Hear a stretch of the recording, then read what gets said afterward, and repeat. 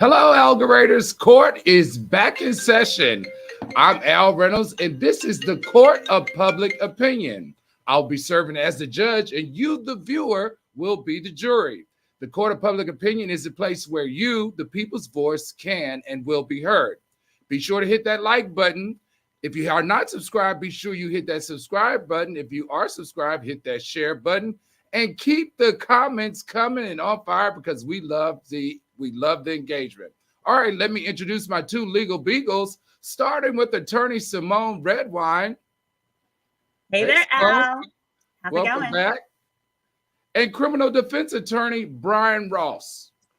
Hello, how are you? All right, welcome back. Court is now in session. All right, first up, y'all, supermodel Jazelle Bündchen is not the only one pulled over, but also the New York District Attorney Sandra Dorley believes she's above the law as well. All right, Attorney Redwine, what is going on? Like, do these women feel like they don't have to follow the law? I mean, what's going on here? Well, the DA doesn't feel like she has to follow the law. In fact, what was really disgusting to me was she says, and I quote, "I'll just take care of this since I'll be prosecuting myself." She said to the officer, first of all, girl, shut up. You are not going to prosecute yourself because we already know that's a blatant conflict of interest. And she actually would have to be pulled off of that. She couldn't do that. But secondly, part of the issue is they may even have to handle it in a different county if the types of officers that pulled her over are ones that have to deal with the DA's office a lot. Look, she would have just been better off apologizing on the spot and speaking to him, and he likely would have given her, a warning. But because of how she handled it, her butt is on her butt's gonna be on fire.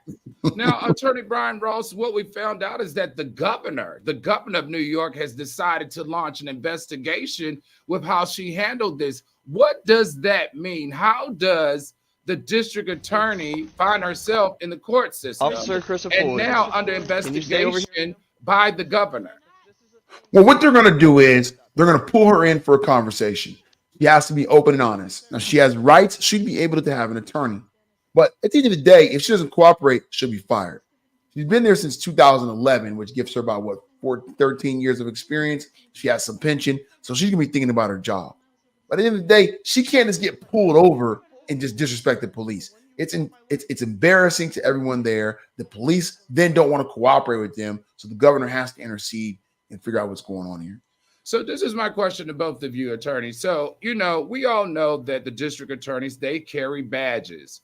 Why didn't she just pull over and show her badge at the time that the officer was initiating the traffic violation? Exactly. Why did she that was my question too. And I think it just shows she is that much of a Karen. She feels she's that much above the law. Because at least if she had said something like, "I'm sorry, I'm going through menopause, I can't hold my bladder, had to potty," she had no time urgency. Instead, though, what she said was basically she was having a bad day. She says, quote, "Just came from work, dealing with 3 homicides over the weekend. I watched a video where an innocent cab driver was executed, blah, blah, blah, blah, blah, blah." Ma'am, that's your job. That's your job. Also, Symone, she didn't pull over right away, right? Criminal procedure 101. She drove all the way home. All the way home. In her garage. That right there, under most terms, is called resisting arrest without violence. So I'm surprised she wasn't charged with that. I wouldn't be surprised if she was. So she should be. And at this point, this was in Rochester.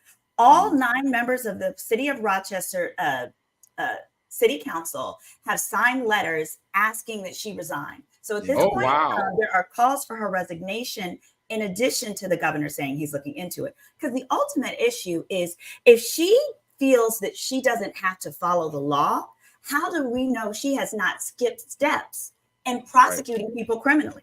How do we know she doesn't say like, "Oh, well, we're not going to test the DNA. We're just going to say that these two match." Or different things like that. So she is ruining the public trust in her office. So she got to go.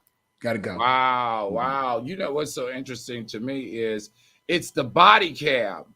Like that officer, how did that come out? That officer had to turn that body cam in to prove something, and somebody decided to leak it. That's just super unfortunate. But I'm glad I'm glad because there's one thing in the court of public opinion. If we as citizens have to follow the law, the lawyers and the attorney generals too. All right, speaking of not following the law, let's get to Jazelle Bündchen, which is in your state, Brian, and not far from you. Jazelle Bündchen was pulled over by the police and then had some type of meltdown, and now the chief of police is apologizing to her. Attorney Brian Rose, what is going on with Jazelle Bündchen in Florida? Why is it always in Florida? How come it's never in Massachusetts? How come it's never in Oklahoma? Okay, it's always South. It's always Miami. Jazelle Bündchen's driving her G-Wagon, about $150,000 car. Life must be nice, down the street in Miami. She gets pulled over for an unknown traffic citation. They haven't disclosed it. While she's being pulled over by the police officer, while he's doing his job, the paparazzi come up and start taking pictures of her. She asked the police officer, "Can you make them go away?" Police officer says, "Who?" She said, "The men taking pictures." She goes, "Ma'am, I can't stop them from taking pictures of you." She responds back, "They're ruining my life," and bursts into tears. Police officer did what he was trying to do and said, "Maybe you should file a police report." Now, because he didn't coddle to her to some degree, I don't know what she wanted him to do, but I'm going to tell you, I don't know what he could have done other than that. That's certainly what he would have told my clients. Take it up with the police report. I don't know why she thinks she's special, but $40 million a year might do that for you. Nonetheless, what did the police chief say? He wants her to apologize. He wants the police officer to apologize and attend sensitivity training. The man's been on the force for 20 plus years. Why does he need to go to sensitivity training? Because someone else was taking pictures. The police chief said he could have been a little bit more emotionally supportive. I don't know what more you could do. You can't give her a hug. You can't give her any breaks. What do you want to do? That's insane. You know what? I don't understand it. This woman makes $40 million a year, and she wants to be coddled by the police. Like she doesn't want to be treated like the other citizens. Not in this court of public opinion. Miss Jazelle, you make $40 million, but that does not put you above the law. And as far as I'm concerned, that did not need any apology. All right, let's keep it moving. Jeannie Mai pulls her Karen card, speaking of Karen cards, and files domestic abuse against Jeezy in an ongoing divorce. Now, when we thought that if we thought this divorce could not get any uglier, it just has. Attorney Symone Redwine, please help me understand. Okay, now Jeannie Mai is saying domestic violence. Not only is she saying domestic violence, but she's saying it has happened on multiple occasions. Not only has it happened on multiple occasions, but she not only has witnesses and incident reports, she has witnesses that she went and told the story, which is the couple's therapist, the couple's priest, as well as a best friend. What is going on in this Jeannie Mai case? So here we know that initially she claims that she was surprised by this divorce filing in the first place. She was not sidelined, but sideswiped, not sideswiped, but you know what I mean. And she had no idea it was coming. Then in the initial filings, it was a simple petition filed by him and an answer by her. And in her answer, she specifically reserved the right to amend her pleadings to mention infidelity. And she also referenced the prenup. Basically, she wanted the court to look into the prenup to make sure that everything that was supposed to be disclosed, he did. Here's what's interesting to me. In her initial pleadings, she wasn't saying nothing about abuse. She said nothing about abuse until after he petitioned to get equal time with his daughter. So for me, that is particularly suspect, particularly since she went out of her way to reference infidelity in her answer, but said nothing about abuse. That would have been the time that you would have mentioned abuse, infidelity, and anything where you would want the judge to immediately turn to your side and see it your way. So I have serious concerns about that. But also, before I toss this back to you, Brian, or my other concern is that the so-called evidence that she has of these things. Now, one of them is an incident report from, I believe it's the Ritz Hotel, where they had an incident amongst themselves. Now, right. He pushed her down the stairs. Allegedly. Right, allegedly. But that's not what the report actually says. The report says basically the two of them had so much commotion and hubbub that other people were like, hey, security, go check on them. Now, she says there's a third party who said that third party is saying that they witnessed him pushing her, but that's not actually part of the report from what the documents are saying. And then secondly, she includes some photos of an alleged abusive incident that happened regarding golfing. Well, and that the both of them were injured. Supposedly he was drinking too much while he was driving a golf cart. Basically, they were hanging out. The child was nowhere involved. My issue is this. Well, if in fact there was the abuse, she references that there was a session with her therapist where she referenced the incident of abuse at the Ritz in front of the therapist in Jeezy's presence. Those are the records that I want to see. Because that therapist is an independent reporter, an independent third party, and they would have documented that if that was that versus a conversation about, hey, Jeezy can drink too much. So, Attorney Brian Ross, can the attorneys depose the therapist as well as the pastor as well as the friend? How do their being witness to her talking about the abuse, how does that factor into her lawsuit? That's a great question, Al, because in most states there are things called privileges. So if you have a therapist, you go say things to them in confidentiality. So if you go to marital counseling and the two of you have a conversation with your marital counselor, there's a chance that someone can keep the marital counselor off the stand. There are privileges. You can say, look, I wouldn't disclose these things to them in private. They can't go now, turn around and start telling the world what we talked about in private. That's the point of counseling. Same thing goes for a priest. I'm not sure of the religious beliefs, but let's imagine it's Catholicism and you go sit down and you have a confession. Case law is pretty clear on that. You can keep that priest off the stand from disclosing what you say in confession. You want those things to be kept in trust. So I'm not sure that evidence is going to come in as quickly as she may want it to. I do find it ironic, though, that she filed for this after he filed for custody, saying that he would be a threat to our children. So that's why I agree with Symone on that. That's a little, the timing of it's a little startling. Okay, so let's talk about. Oh, go ahead. I just wanted to clarify with that privilege. Jeannie Mai has the ability to waive it, so she can waive it if she wants to say, "Hey, here's the document proving I was abused. I'm submitting it into evidence." That's always her right. Well, not to cut you off, but I want to say something here. Symone Redwine is always on the side of the woman, and I'm always on the side of the man. Okay. For once in this instance, she was on the Jeezy side, and I was vibing with her. We were kumbaya until she brought that up at the very end of the conversation. I know she can't keep her off the stand. The privilege is duly owned. She has part of it, he has part of it. She can waive hers, and he can block. Oh, you're right, because he was at the session too. You're absolutely right. I'm thinking if it was just her session. You are right. But actually on this, there's some more meat to it, but I'm gonna let Al steer. Let's talk about the pictures that she's taken from the home video with all the guns laying around.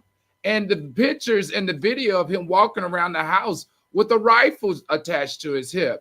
These are very damaging, and it doesn't look good because these are actual videos. These are actual pictures and videos.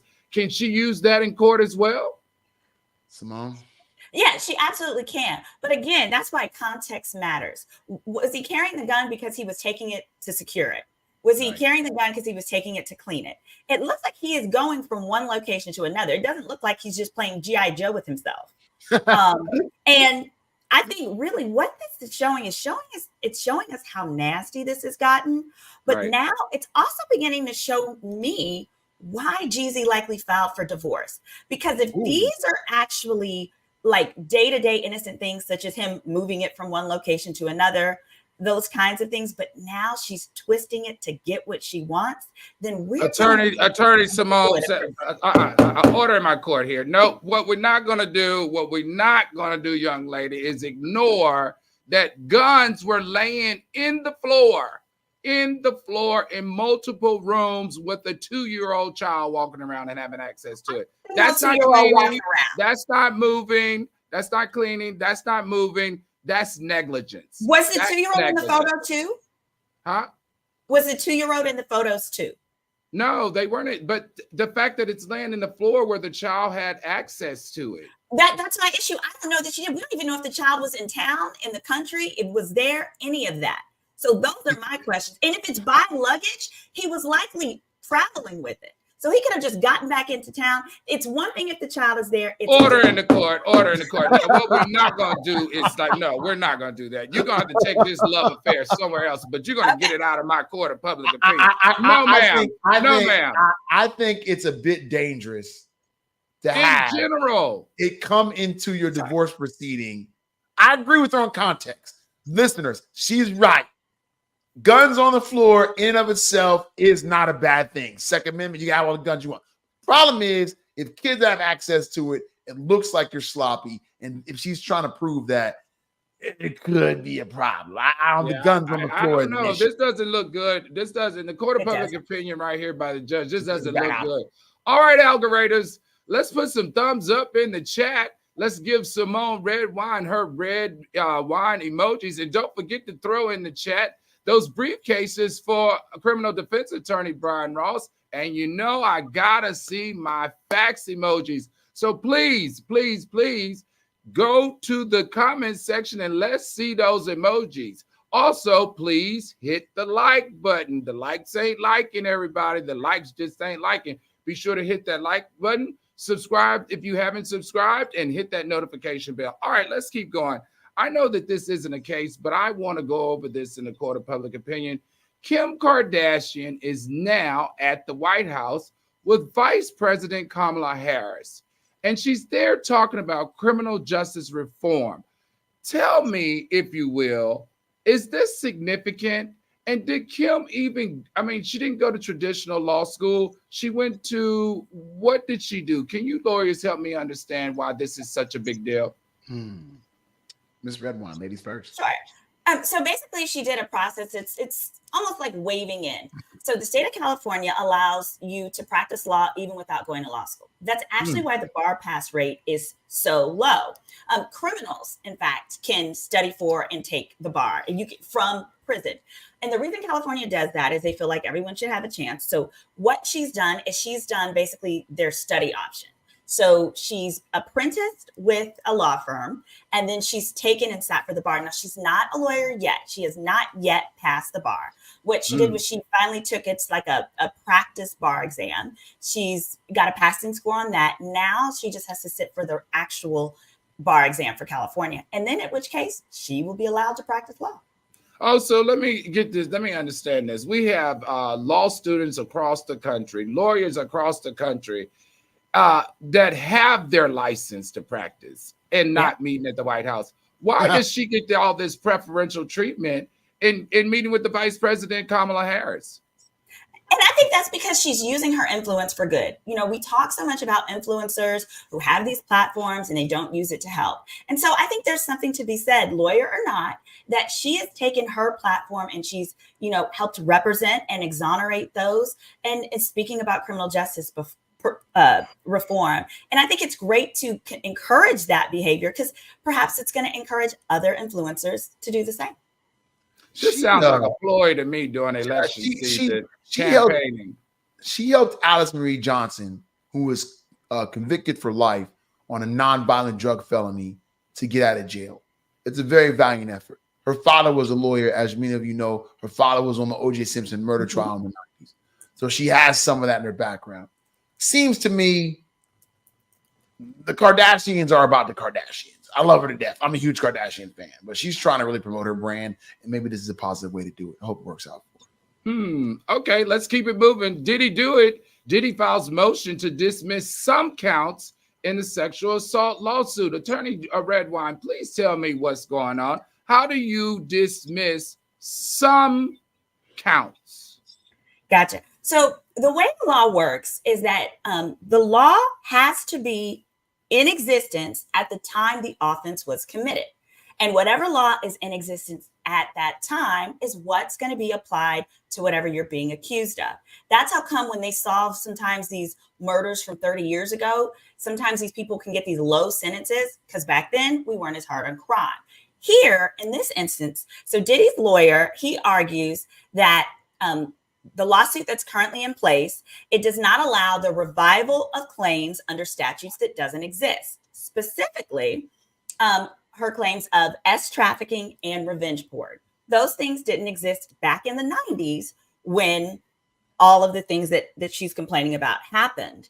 And also in her filing, she's listing Bad Boy Entertainment, Bad Boy Records, and Combs Enterprises as defendants. They didn't exist. So they're also saying, hey, you need to dismiss those 3 entities because since they didn't exist, they can't be defendants. And they're right. Okay, so what does this mean about her moving forward with the sexual assault lawsuit, though? So what does she have left? So what it can be is what he could be charged for are other things, emotional distress.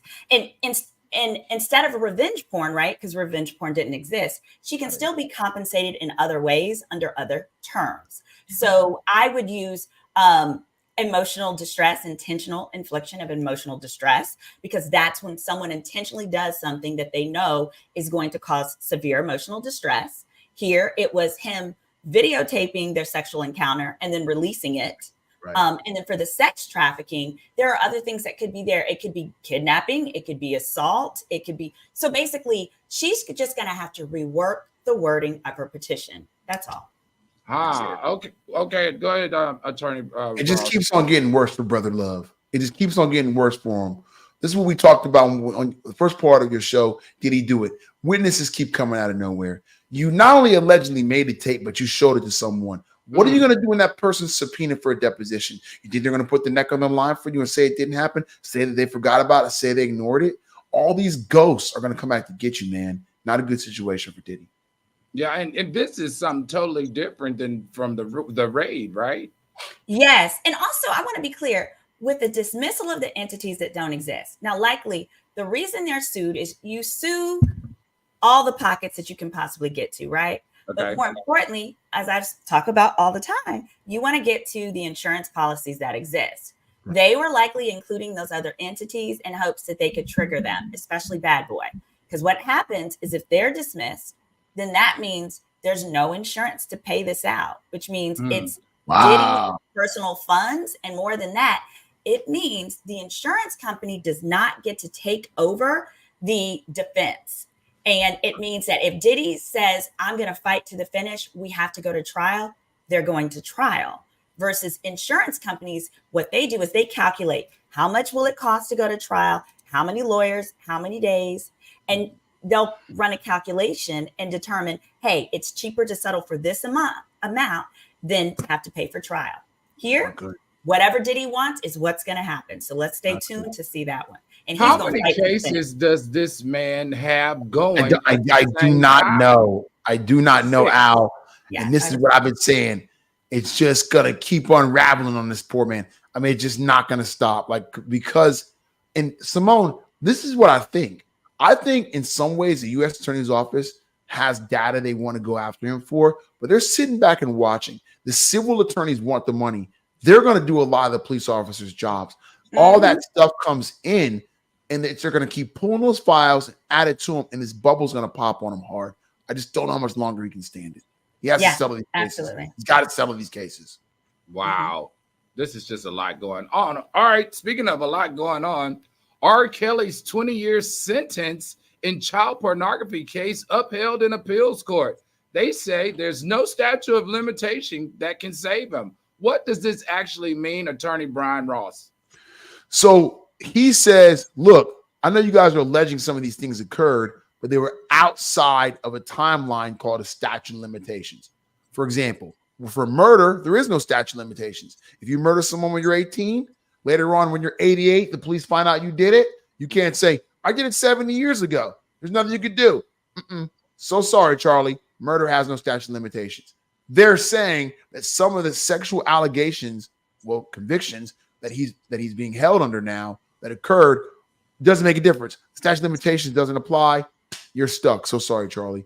He's not getting out of jail. Attorney Symone Redwine, what was the motion for? So this motion was for him to try and overturn his verdict here and the sentence that he received for this particular offense, based on the fact that it had happened so long ago. He was hoping that the statute of limitations would not be applicable. But with sex assault offenses, when the victim is under 18, now most states, including New York, have now moved and said there will be no statute of limitations. And that was initially done so that victims of the Catholic Church and their priests would be able to bring those claims many, many years later. That's insane. Okay, that's good to know. I love learning new stuff. All right, let's get those likes up. If you like what Symone Redwine, attorney Symone Redwine, and attorney Brion Ross are sharing with you today, let's get those briefcases and let's get those red wine glasses emojis in the chat. Also, throw me a couple of fax emojis. And this is the part of the show. Oh, don't forget to hit that subscribe button as well as share and drop down in the comments. All right, this is the part of the show where we're going to go to the jury and ask questions. All right, let's see what we got. Okay, question number 1 is by Nurse Mo. Wait, what happened to Jazelle? Okay, what is that? we got a Jazelle fan, don't we? I see. Wait, what happened to Jazelle? All right, Symone's red wine. Do you want? Oh, Brion, that's your state. You want to take that? What happened? Jazelle was driving her Mercedes-Benz G-Wagon through a community in Miami called Surfside. It's a real nice part of town, people. She got pulled over for a traffic violation. While she was being pulled over for a traffic violation, a man from quote-unquote paparazzi came out and started taking pictures. Could have been anybody. Jazelle broke down in tears and asked the police officer to make the man go away, but he couldn't do it. He doesn't have the power to do it. In fact, he told her the man's doing his job. Later, that man was scolded by his police chief, saying he was a bit insensitive. He should apologize and take sensitivity training. I know that officer wants to retire. He's like, I don't want this crap. The police union needs to rally behind that officer the way they rally behind officers when they kill unarmed men. And then also how she was like, oh, can you make them stop filming? That's very interesting that you'd ask a cop that, because cops be the same ones who want to tell us to stop filming when we're recording them to protect our rights. Yeah. Interesting. All right, question number 2 from Marriott. Is Elle wearing a gown? No, Marriott, it's a robe. I'm a judge. It's a very expensive nightgown, Marriott. Right, it's a very expensive nightgown. All right, next up we have Janice Yvette. She said, why is she just talking about it? I'm not sure what that question, what is that question pertaining to? All right, let's keep going. I know what it means. She's talking about Jeezy's wife. Jeezy's wife bringing up those incidences from some time ago, because the alleged incident occurred in 2000, Symone, correct me if I'm wrong, 2022, which is 2 years ago. Yeah, when they were why it takes so long. This is the thing that's really driving me nuts about this divorce case. If it was abuse, why didn't you talk about it? And those are the ones that you have the most examples of. I mean, what is she? Was she in denial? Was she holding all this back? Like, this seems to me would be what you leave with the divorce for sole custody. Absolutely. I'm really confused about that. Okay, well, Tiffany said. I want to state that it specifically says my complaint that she was worried about the safety of her daughter with the guns and so forth in an October 2023 incident with the Louis Vuitton bags. That was after he filed for divorce. So that's what it was. These incidents were after he filed for divorce. It wasn't a problem when he wanted to stay with your behind. But now that he wants to go, you are using everything. Attorney Redwine, order in my court. We are not going to have you swinging from this man's testicles today in my courtroom. If he is doing wrong, he's got to, next question, please. I don't want to get upset here. The timing's a little off. The timing's a little off. Queen B. Moore said that Kim passed the bar. No, she passed the baby bar. So that's step 1. Now she's got to take and pass. I looked it up again. She got to take and pass the actual California bar, which has only got like a 44% bar pass rate because they have so many people that never went to law school.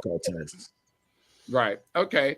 All right. Next up, Billy Little says, at what point will we question and charge the parents that have no knowledge of where their minor children were? And also, why were they happily cashing checks from Robert Kelly? I'm not sure. Oh, yeah. That's a little off topic. We weren't really talking about that, but if I'm going to go out on a limb here, I'm guessing you're talking about that R. Kelly was, quote unquote, hosting these families and paying them off in some capacity. Right. Or like there's allegedly there's rumors that parents would drop some kids off to the studio. But I also, have a theory that these parents have.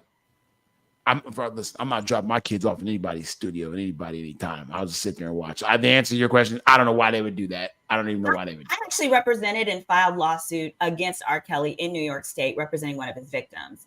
And I'll say this: in our situation, the victim was a teenager, but she was 19, and she was there with another relative. She was there with one of her relatives at the concert. So, I mean, I say that to say he likes them young and naive, and it doesn't matter where he's at. He's going to find that person to manipulate.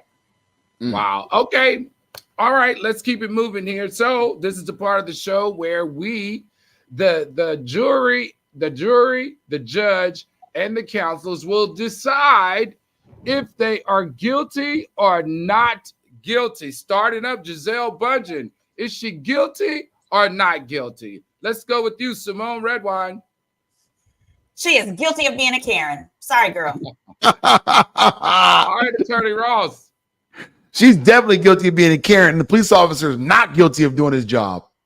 Oh, all right. In the court of public opinion, the judge here is finding Jazelle Bündchen guilty as charged. Let's keep going to this New York District Attorney, Sandra Dorley.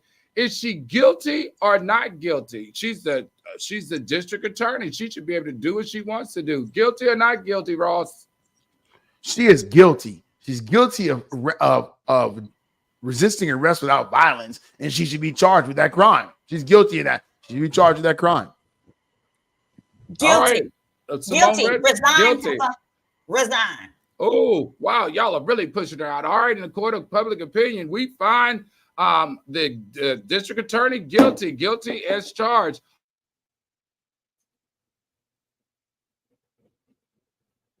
And further, I think if you're going to keep going on with that, she should lose her job. She should not be able to continue to prosecute that. Like, how can she, in good faith, actually discharge her job? No one's going to trust her credibility when she tries cases. Yep. She believes should be allowed to skip steps out of her convenience. That's all it was. Okay, so does that mean, if this is the case where we have only a little bit of evidence that this particular defendant probably did this, are you going to skip steps? Are you going to get signatures on warrants that shouldn't be? Are you going to have the grand jury admit into evidence things that shouldn't be because it's convenient for you? Girl, you got to go. I don't trust you. You got to go. I don't see how she can even continue to be trusted at a trial. If she's standing there, how could you trust her at all? I think she's gone. She's going to need to go into private practice. She needs to resign. If she wants to go into private practice, work on the defense side and let people hire her, trust her. That's her business, and she'll be just fine. But those those state jobs, they are so coveted because of the pensions that come with them. Because you have to remember, like, nowadays, private companies don't have pensions, and solo practitioners, we sure don't. We got to save for our own retirement. So they hold on to that. What if this lady was drinking alcohol and she needed to mouthwash herself out on the way home? Now that's believable. Right? What if she needed to buy time? Like, she needed to quietly, not speed, just sip on a little bit of Scope, Listerine, right? Drop an eye drop in her eye. Police officer couldn't see it. She pulls into her driveway, gets out and says, what's going on? Right? Absolutely. Because, there's a reason why she didn't want to stop, and it's more than simply convenience. Because also, like, what idiot? I wouldn't be surprised if she was on something. Maybe opioids or what is it? Valium or something that helps her sleep chill. But you're not going to outrun the cops, right? She would have been better off, like Al said, pulling out her badge, being like, hey, guys, here's who I am, and keep it moving. But to think you're just going to put your garage door down and have a good day, girl, you sound stupid. Yeah, we've been investigated by the governor is never a good thing. What about Jeannie Mae? Guilty or not guilty? What'd you say? Okay, is it Jeannie Mae or is it Jeezy? I think Jeannie Mae, I think she's exaggerating her claims. I don't think that she's worried about the safety of her child. I think she's playing dirty. And I don't think that Jeezy has placed the child in dangerous circumstances. Now, the domestic violence stuff, I also feel like I'm going to give a not guilty on that one due to the fact that she didn't start raising the claims until after she saw this man wasn't playing with her and wanted a divorce. So you're giving her not guilty, but Jeezy's not guilty, but Jeannie Mai is guilty. Guilty of being petty. Guilty of being unreasonable. Yes. I saw Jeezy on either, don't hold me to this audience, Tamron Hall's TV show or Oprah, one of the two. And he was talking about how he had been diagnosed with clinical depression and that he learned, like, from all this childhood trauma he had, that he was clinically depressed and he had turned a new leaf in his life. I think this divorce separation is part of that leaf turning. Ooh. Wow. So what is it about her that he wants to get away from that? I just think that it was just her personality. Like, I'm not saying I don't know her personally.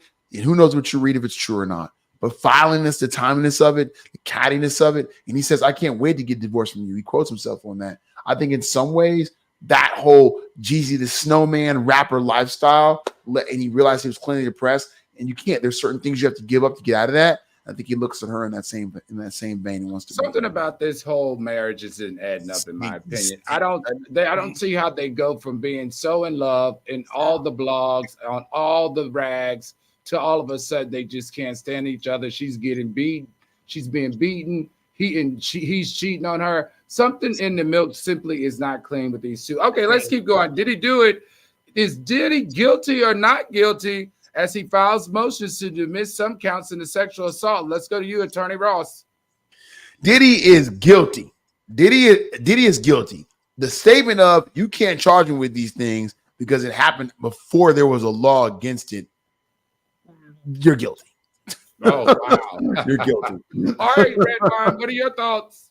I think he's guilty, but I think procedurally his attorneys are filing the right motion, and those motions will likely win. They are. All right. Okay. In the court of public opinion, Judge Al Reynolds is finding Diddy guilty. Guilty as charged. Too much is coming out of that house. Too much. Those mansions and those apartments. This is not good. And if you did that to that little girl, then you need to pay. All right. Last up, R. Kelly's 20-year sentence. Is he guilty or not guilty? Attorney Symone Redwine. Guilty. Pay them people their money and slide up under the jail. You need to just stay in jail. You guilty. How is he going to pay if he don't have any money? So this is what I said when I was one of the first to file, right? That was back in 2018. What you do is you take his streaming. You get your verdict, you get your judgment, and then what you do is you attach it so that before Apple, before Spotify, before any of the entities that manage his songs and his rights, actually would be like BMI or UMG, whatever it is. Those entities, you take your order right to them and say, before you put that money on this commissary, run me my money for my judgment. Right. You know what? I've always had a question, and it's probably because he's in prison and he has so many lawsuits. Is that why he probably hasn't sold his catalog? Because I can imagine his catalog can be quite extensive and could bring him a lot of millions. Oh yeah. And so as long as that catalog has not been sold, I anticipate he will probably continue to see lawsuits for any behavior where the statute isn't passed, because even though he isn't paying, like in our situation, he dragged his feet to reply to the petition, and in part because he didn't want to pay the lawyers, and he owes a lot of lawyers money. Well, those lawyers are going to be the first one in line saying, no, we want to get paid, and so you can assign us the revenue from those streams. All right, so Symone Redwine said guilty. What is your thought, Brian? Is R. Kelly guilty or not guilty? I wish I could sing like that. That's what I wish. He's guilty. All right. You want to sing like that. All right. And in the court of public opinion, we find R. Kelly guilty as charged. All right, everybody, this will conclude today's session in the court of public opinion. Don't forget, we read those comments, so make sure you speak your piece in the comments section, like this video, and subscribe to the channel if you haven't already. And don't forget to forward and share to friends to invite them to come watch. And also hit that notification bell. Court is adjourned. Thank you for watching.